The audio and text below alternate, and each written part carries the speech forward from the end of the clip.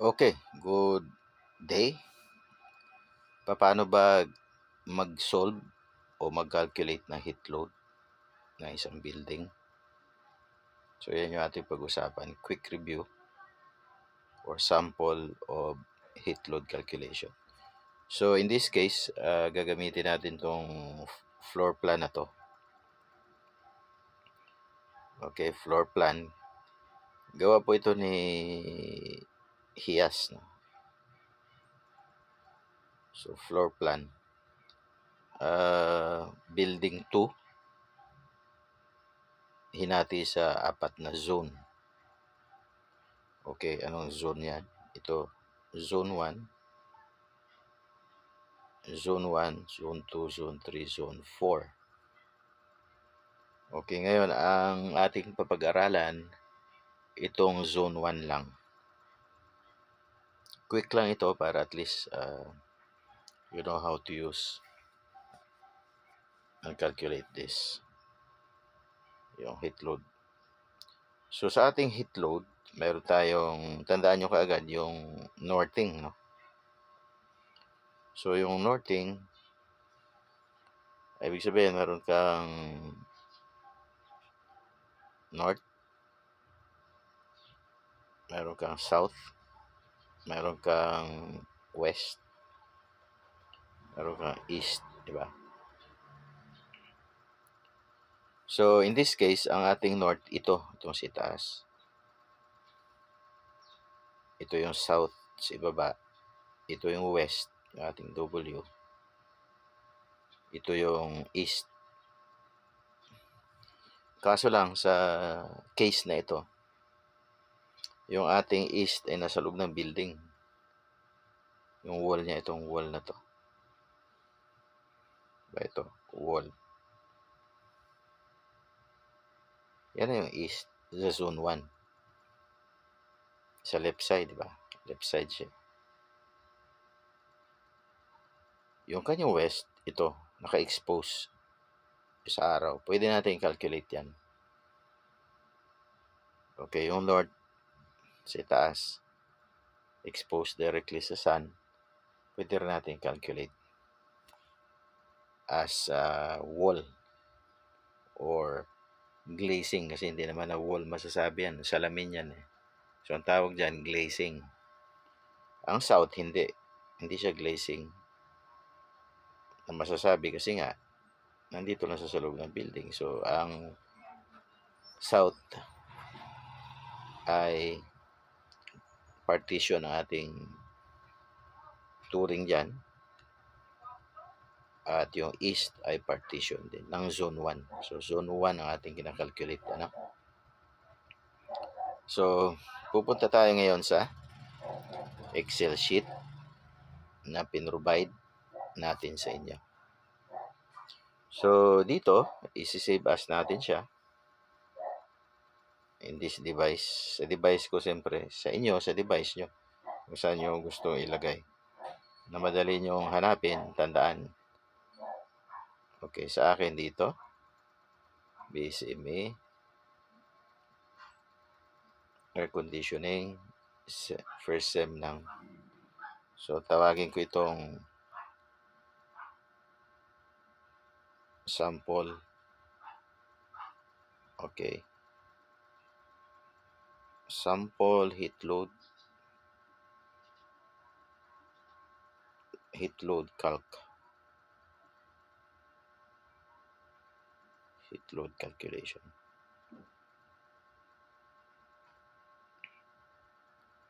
Okay, December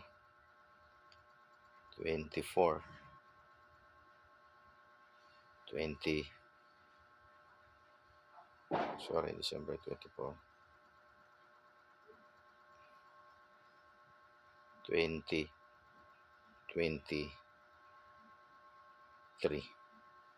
Save. So, ito na siya.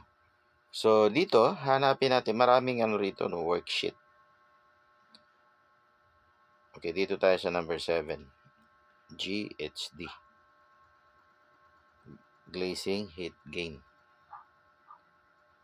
Yan, glazing heat gain. So, in this case, hindi na natin gagalawin to kasi naka-set up to. So, hanapin natin at i-fit in natin yung dito, dining kasi yung sample. So, gawin natin zone 1 to. Z1.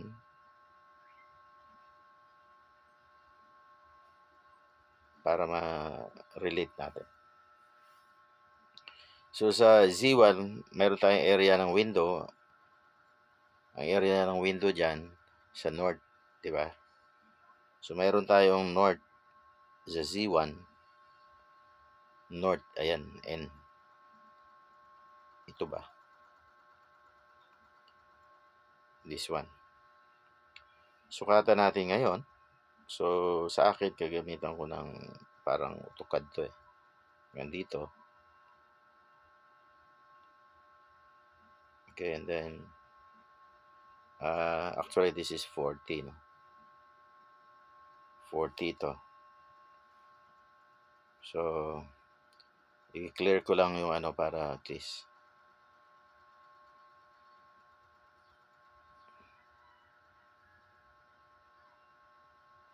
Ayaw mag-clear. Delete.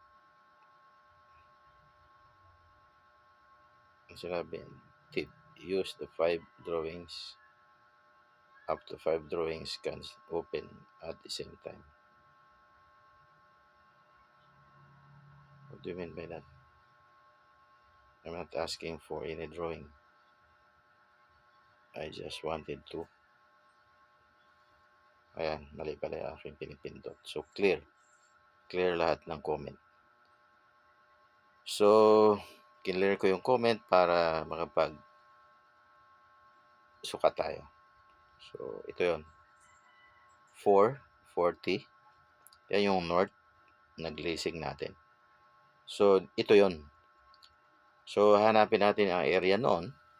That is 40. 40 yung haba times 3 meters yung height. So, ilalagay natin dyan 120, di ba? So, 120. 120 square meter sa north. So, kung mapapansin nyo, mag-automatic yan dito. Meron ka na kagad corrected. Meron corrected. Meron ka na ritong conduction heat gains. Okay, tapos, nandito na yan. Ginamitan na rin natin ng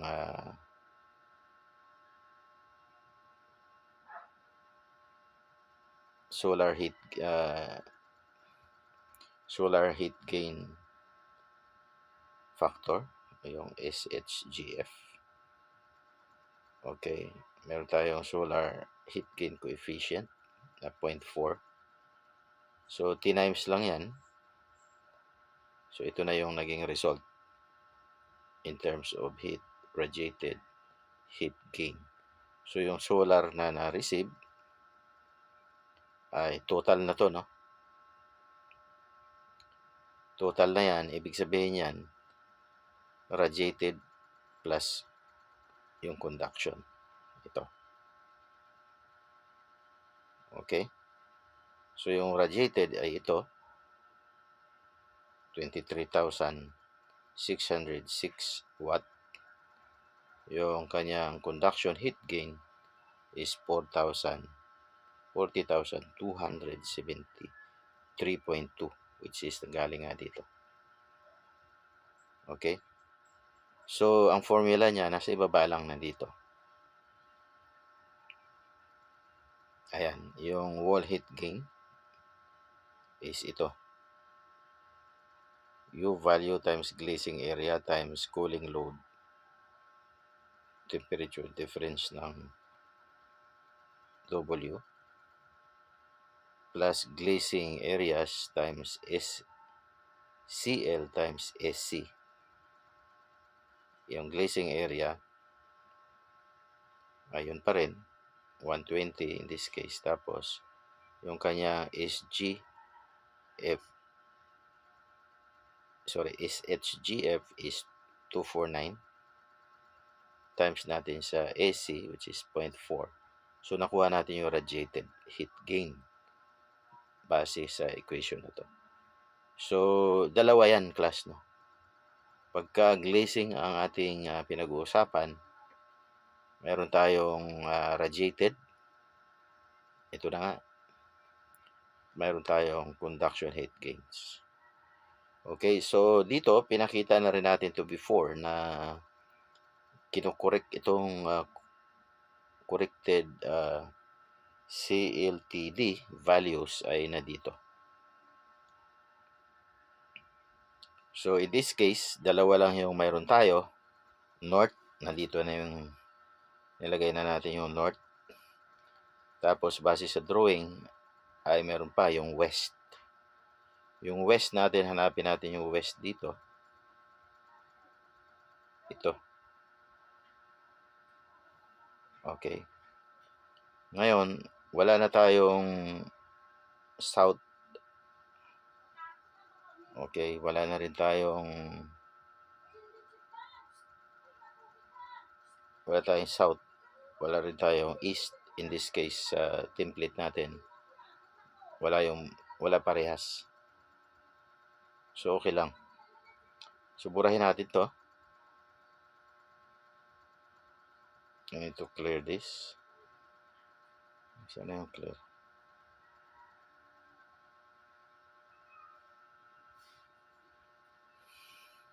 Okay, what happened? I don't know what happened. Wait lang. So, wala na yung south. Wala na yung south.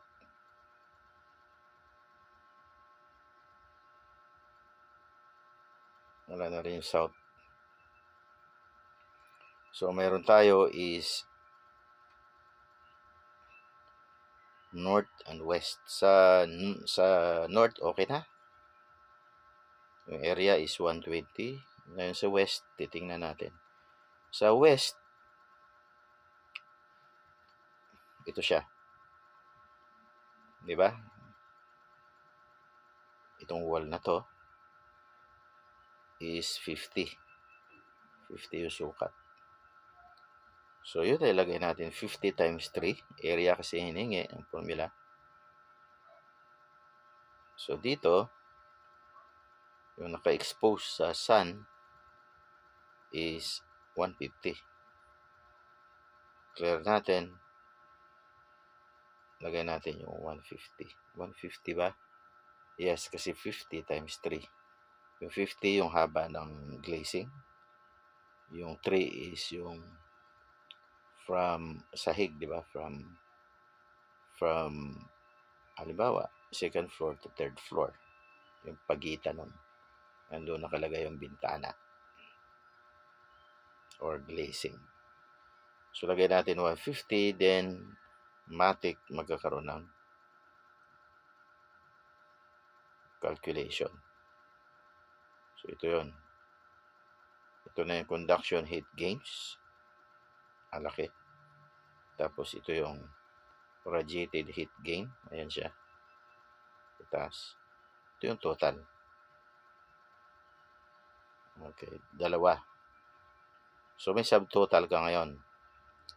So, itong in between, other windows, wala na to. So, lagyan na natin ng 0 to para magmatic na walang ika-calculate. Okay, kahit may corrected yan, 0 na yung conductive heat gains mo. 0 na rin yung radiated kasi nga wala kang area. So, in other words, itong subtotal natin,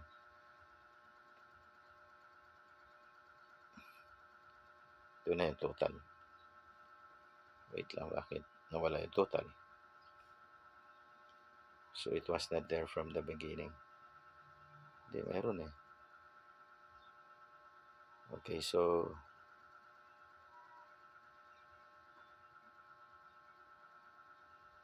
others, wala naman talaga eh. Bakit?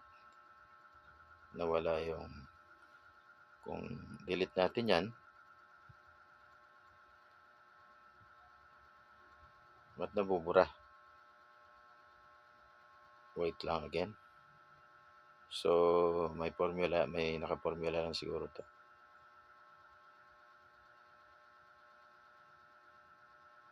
Okay, naka-formula. Subtotal, naka-formula. Sum. Okay, and then this is, okay, this is what? Total lang ito. So, anyway, wala na tayo niyan kasi dito lang tayo sa dalawa. So, itong in between, kung ito ay merong ibang mga glass. So, since na yan ay wala, wala naman talaga. So, we are going to clear this. So, wala siyang total. Dito lang tayo. Wala siyang grand total. So, dito tayo sa sum total. So, in other words, ito yung ating heat gain na pumasok doon sa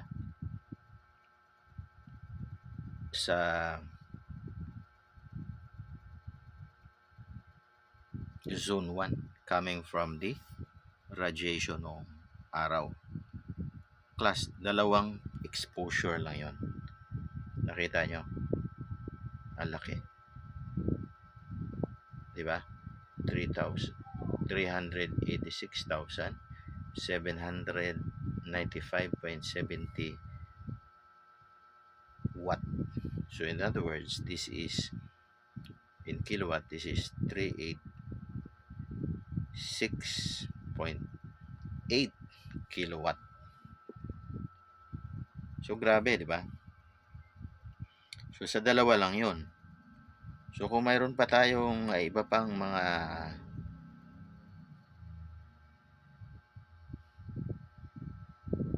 naka-save, automatic save to.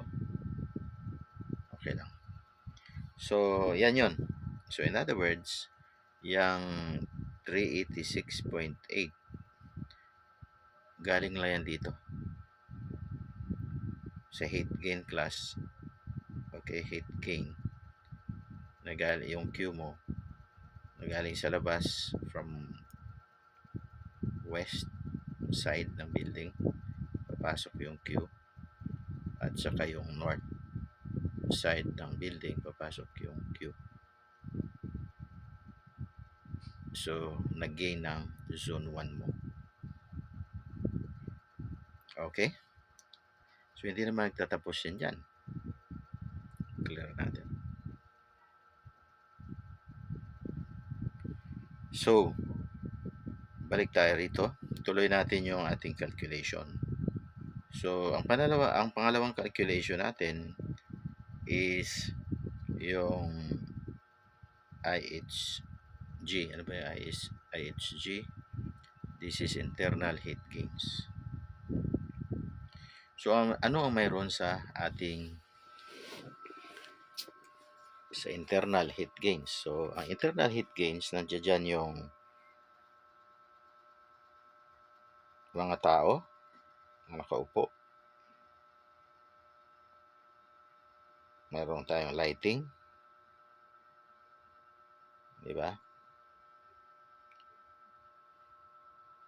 Ito lighting. Okay, meron tayong dito, since ito ay dining kasi, hindi naman na dining to. So yun ay zone 1, office ito. Office kasi yung ating assumption. Dinidesign. So office yan, area. Wala na tayong kitchen. Delete natin yan. Meron tayong pantry na lang siguro. Pantry.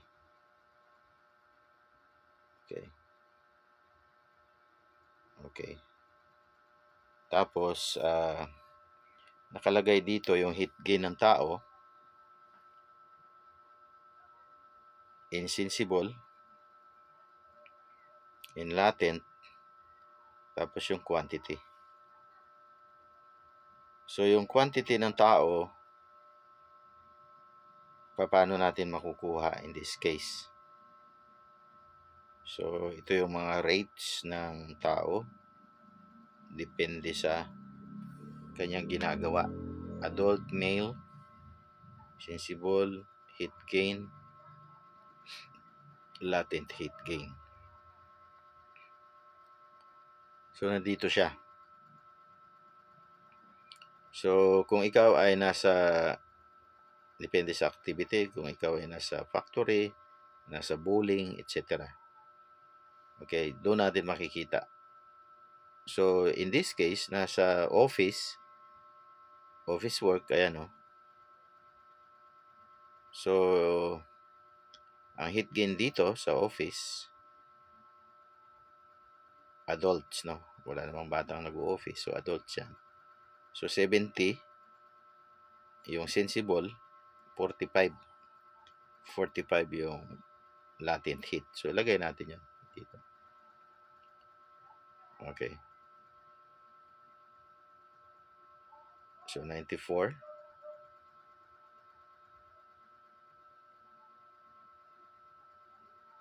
94.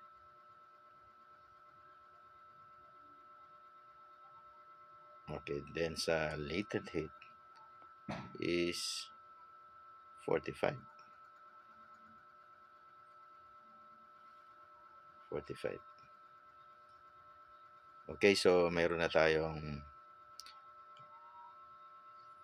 ito, nakaka-calculate na to eh. So, total heat gain, meron kang sensible, at saka may latent, then you will have your total here. Diba? So, in this case, ang tanong, gaano karami kaya yung mag-o-office doon sa zone 1? So, 50 times 40, 120 square meter. Yan yung ating area. Diba? Lapad ng ating zone 1 is, paano mo kukuha yung area? Yun na nga. Itong 50. Okay.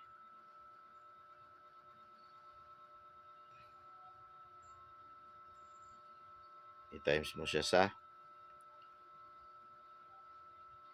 width, which is 40 times 50. Yung area niya, yan yung lapad. Okay, so paano nakuha yung area? 40 times 50. Diba? So, very clear. So, area is equal to 40. Ito yun.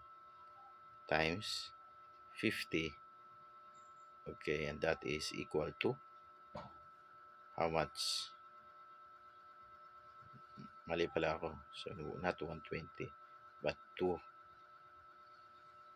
Diba? 20, that is 2,000 square meter. Tama ba? Kasi may dalawang 0 ka, you have 2 0. And then 40 times 5 is 20. Ayan. So, 2,000 square meter. So, that's your area. You go here again to your pero wala naman sinabing area. So, formula number ng tao lang. Quantity. So, ang gagawin natin dyan, pupunta tayo sa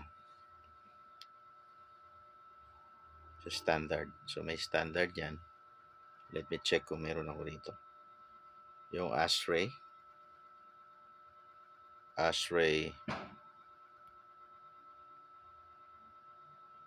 62-1-2007.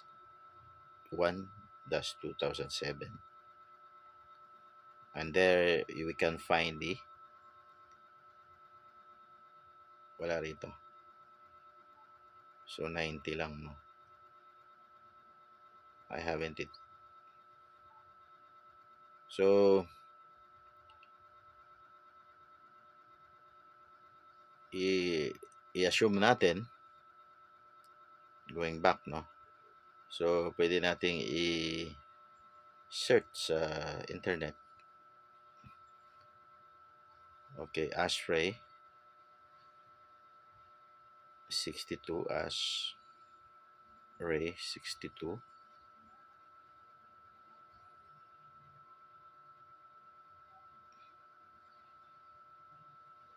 dash 1. Okay, PDF. Okay. So, what is the office occupancy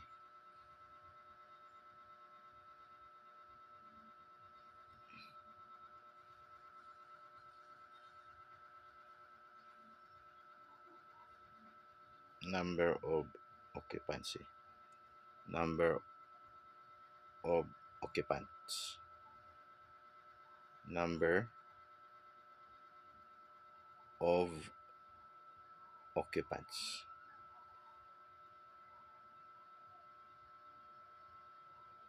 per area meter square.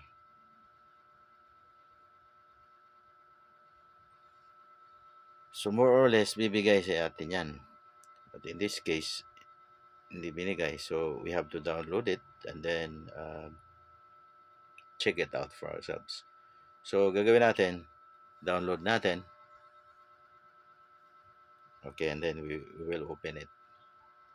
So inopen ko na.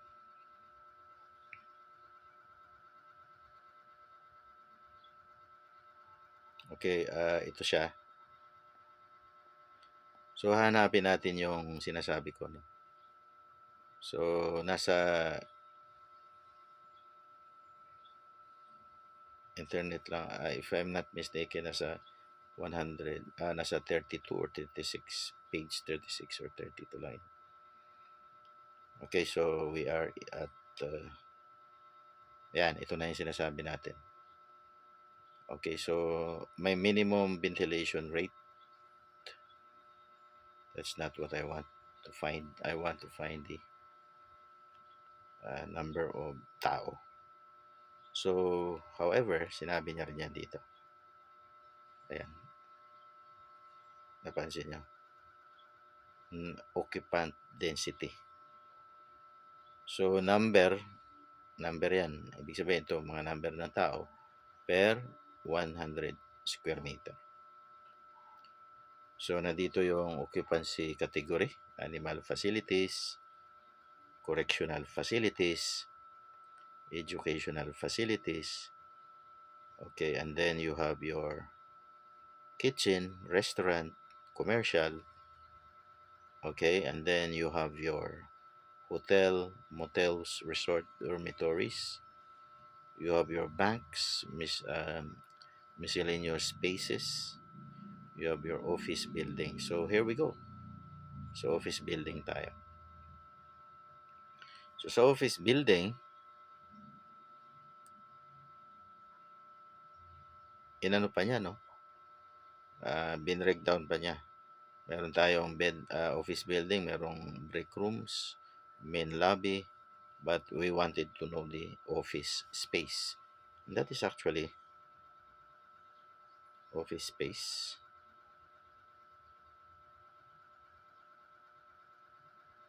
Okay, konti lang. 5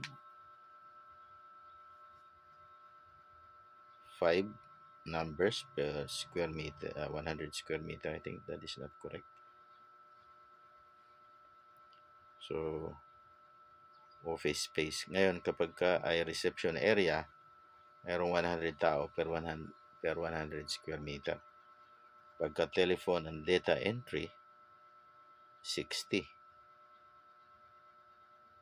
Okay, so public space, kagaya halimbawa ng library, 10. Pagka lobbies, 100 per square meter, 100 katao. So, how much we will be using. So, kapag yan ang sabi niya, no? Kapag occupant storage room, 2 lang. Kapag reception area, 30.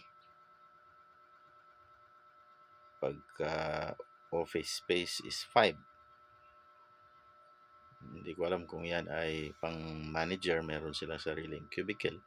at naka-enclose. But anyhow, 5 daw. So since wala tayong available data, 5 ang gagamitin natin. So what we do, we go back here. Okay? At i-compute pala natin muna. So ang sabi niya, mayroong 5, di ba? 5 person per 100 square meter. Okay? Ngayon gusto natin malaman yung X, yung number ng tao, in 2,000 square meter. So 2,000 divided by 100, that is 20, times 5, 20 times 5, that is 100. So 100 din yung lalagay natin dito na number ng tao. 100.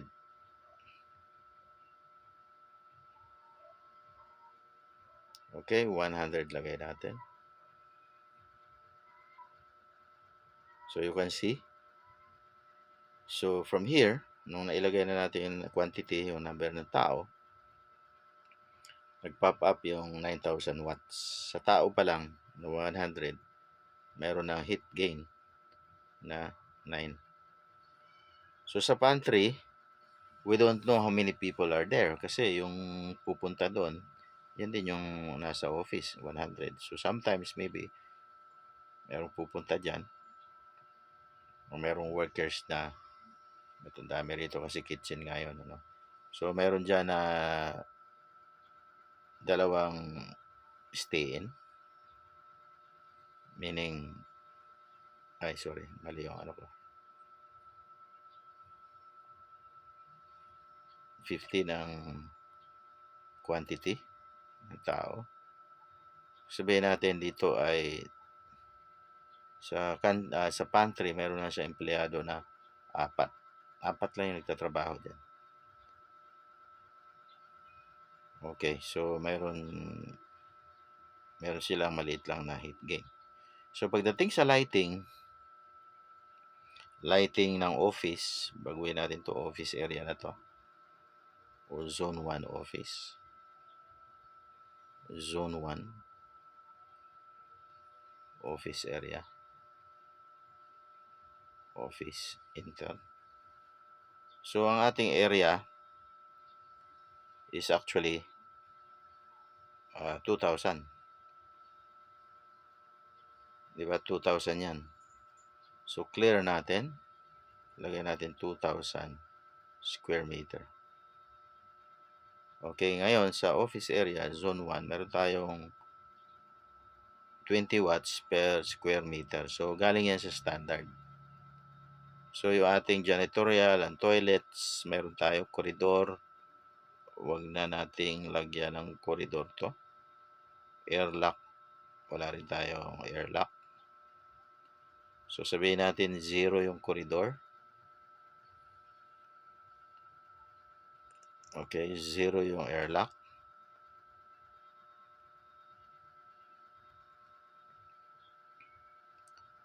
Okay. And then we have kitchen, 0 na rin to. Area, kasi nga nag-pantry na tayo. Di ba? Nag-pantry na ba tayo? So wala tayong pantry. Okay, gawin nating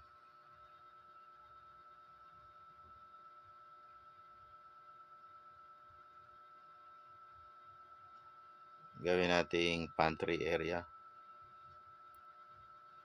So ang pantry natin, sabihin na natin meron siyang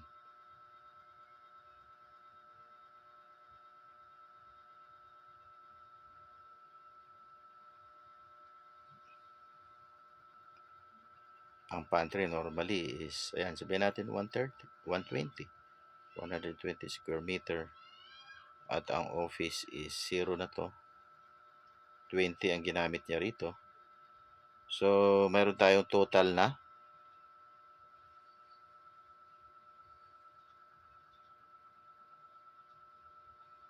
sa lighting, meron tayong total na 3,000. Okay, sa lighting may 3,000 tayo. Okay? So ngayon sa admin office, huwag nating lagyan kasi itong setup na to, pang ano nga ito, pang restaurant. So dito, equipment load kitchen. So equipment load kitchen, wala na tong equipment load kitchen. Gawin natin equipment load YouTube sa office. Z1.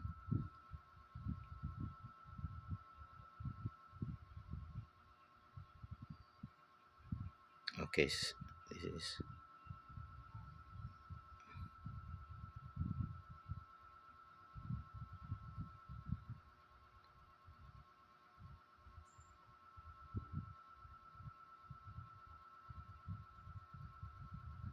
so office na to. Office area. Okay, and then you will have your office admin. And then yung kitchen natin, ang tawag natin dito, pantry na lang. May pantry tayo. Pwede ka mag-init dyan. Pero hindi ka pwedeng magluto. So wala ka ng frying pan, etc.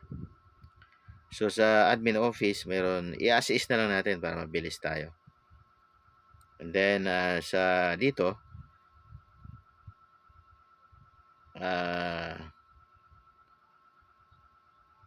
burahin na lang natin yung mga frying pan, hot soda dispenser, meron tayo niya. Ito, wala na to.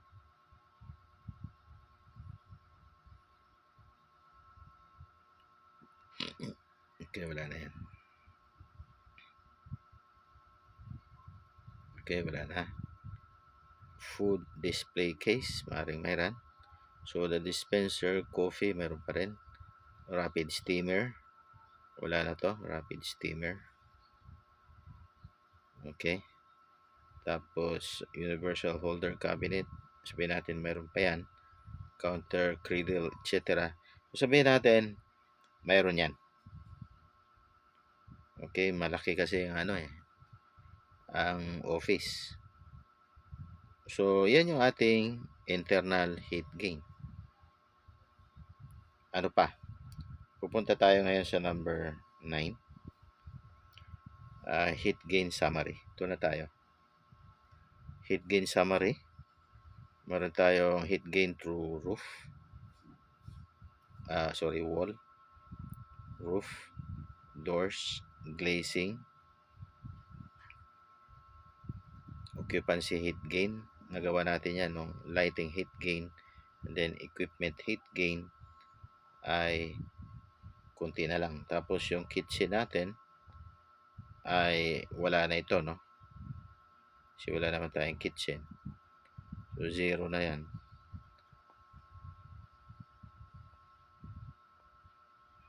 Tapos may dining pa siya. And then, he come up with the other solutions, no? With respect to dining area at itong kitchen. Kasi dalawa ang area. Sa atin, wala na tayo. Office lang tayo. So, dito sa summary niya, dito lang tayo sa dining. Ang tawag niya dining, pero sa atin tawag natin dito is, siyempre hindi na dining, yung ating Z1 office area. Z1 office area. Okay, and then ating pantry, Z1 pantry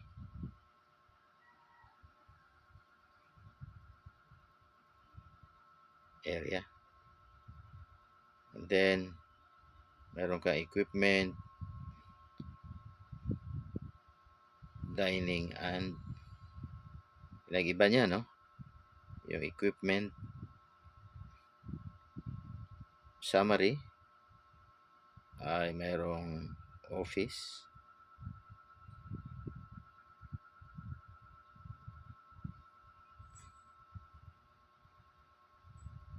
okay, meron tayong Z1 office,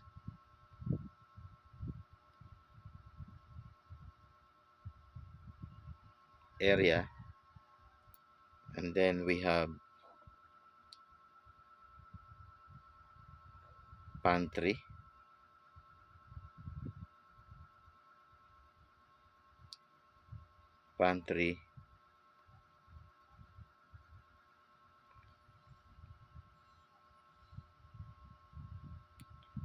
office area or area na lang.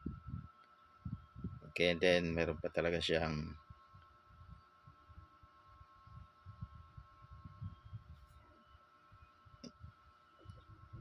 meron pa siyang ibang subdivisions pa.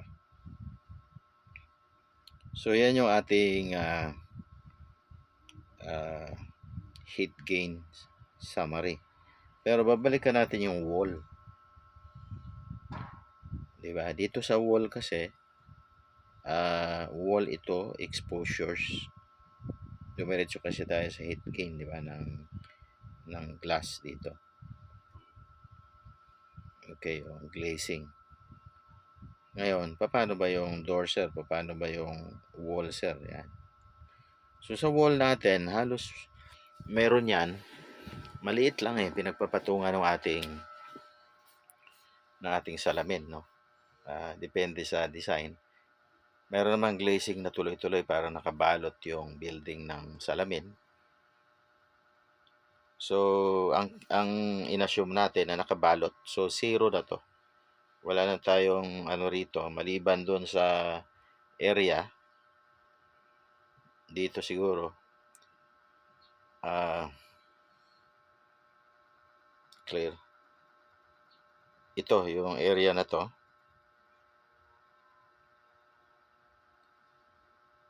Papunta rito. Maliit lang actually ito. Malaki lang yung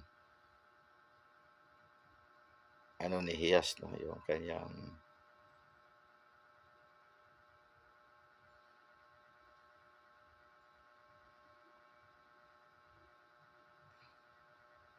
so hagdanan to at saka toilet at the same time. Ito mga toilet to, partition ng toilet, masyado mahaba yung assumption. Okay. Tatlong toilet ito.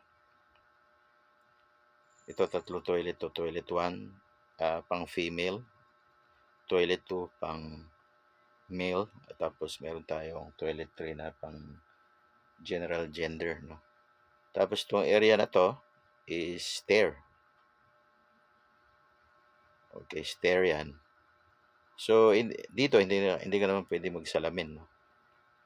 So konkreto yan. So ito yung mga area na kung saan pwede tayo maglagay ng wall. Okay, kaso lang na-compute na natin kasi ito as a whole. Parang glazing area lahat sa ating calculation. So i-neglect natin. I-assume natin na glass lahat yan, tapos meron na lang partition sa loob na mga light. So zero na natin dito kasi na isama na natin siya sa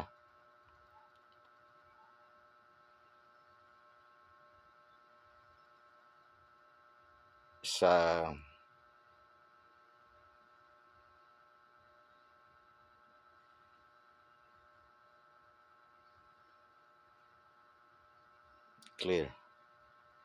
So dito clear na rin to.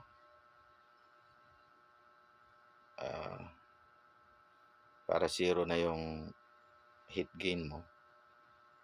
In the same way, yung ating kitchen ganun na rin. Okay, para yung ating heat load calculation mag-match. So here, ayan, clear natin. So para zero yung ating heat gain. So meron pa rito clear natin. So 0 na siya. So galing yung 29.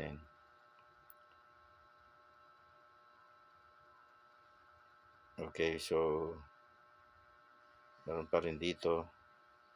What is this? This is actually heat gain due to may area yung north mo. So clear. So 0 na yung ating wall. Sa ating roof, wala namang roof to, no? Kasi nga slab, may next slab tayo. So gagawin lang natin dito Z1 office to. Clear and fill natin, meaning Z1 office tawag natin dyan. Z1 office.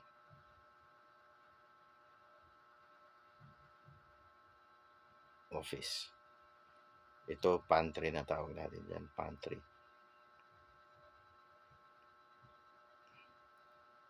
Okay, and then we have sa roof natin, siyempre 2,000 din yan. Kung ano yung area ng zone 1 mo, yun din area na sa higsa itaas. It is not roof but rather slab. Okay, slab yan. So ang tawag natin, lagyan natin yung value 2,000. Pantry natin is how much we have considered? I think 120. Okay, 120. Lagay natin 120 dito. 120. Okay, and then you got this. You got this, right? So ang gagawin natin dito, yung ating corrected, hindi na to corrected, no? So sabihin natin ito ay 29 na lang kasi partition siya. So sabihin natin 30 yung kanyang value dyan. So 30, hindi naman na-expose sa outside yan. So ito lang yung kanyang value. So that's it. We have our roof. Sa doors natin, siyempre wala naman tayong door dyan na papasok kasi nga nasa itaas yan. Pumasok ka galing sa labas, ano yun? Walang ganun. So i-zero natin yung quantity. Okay, zero natin yung quantity para zero yung value. May value pa rin eh. So hindi siya nakadepende sa area. So clear. I-clear natin. So 0 na to. So i-clear din natin to. 0 na. Okay, 0 na yung door. Nasa glaze na tayo, which is we have already done. So punta tayo ngayon sa total. So sa total natin, na consider na natin yung roof. Ito siya. 30,000 watts, mahigit. Door is 0. Wall is 0. Glazing, yan yung malaking contributor, 45,200. Occupancy rate natin is 9,000 lang. Tapos lighting heat gain, medyo malaki-laki, no? 45,000. Yung ating equipment heat gain is maliit lang. Ito na siya. Okay, so we have a total now of 510,000.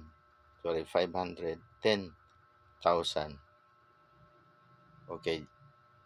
Para yan sa office area lang.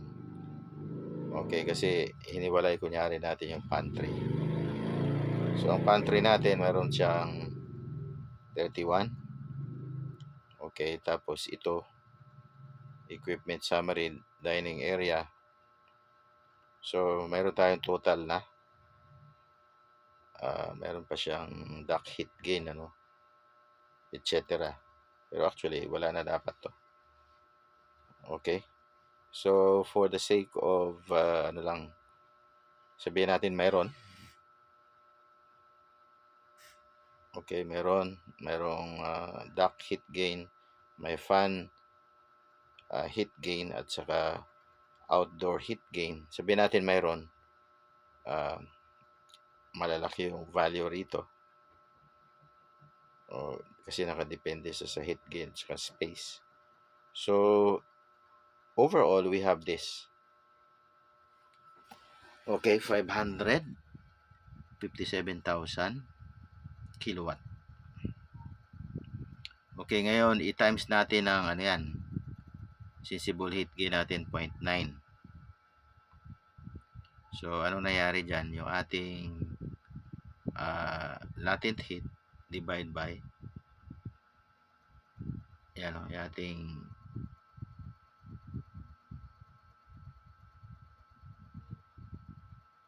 sensible divide by latent, that is your sensible heat ratio, 0.9. Okay, ngayon it converted na sa tons. Ayan na siya, 1.174 tons. Pwede daw natin sabihin na total cooling. Pwede nating sabihin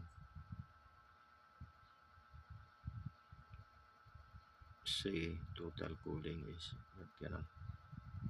Mali yan. So, we can say that our total cooling is 170. Okay, so 175 diba tons. Total sensible natin is 158.